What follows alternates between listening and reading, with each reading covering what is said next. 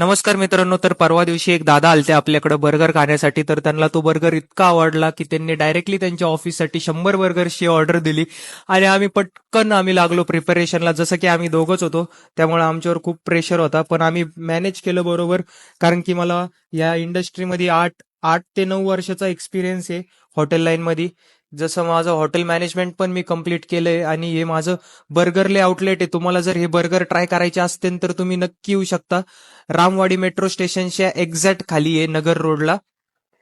आणि जसं तुम्ही बघू शकता, आम्ही सगळं इन हाऊस बनवतो. व्हेज आलू पॅटी पण आम्ही इन हाऊस बनवतो. तर दादांचे इतके फोन यायला लागले आम्हाला की ऑर्डर झाली का, ऑर्डर झाली का. दादा, वडापाव नाहीये दादा, बर्गर आहे, थांबा जरा, टाइम लागन. आम्ही पहिले व्हेज बर्गर पार्सल करून घेतले आणि त्यानंतर आम्ही फ्राईड चिकन बर्गरच्या तयारीला लागलो. फ्राईड चिकन बर्गर आपल्याकडे फक्त 99 रुपीजला आहे.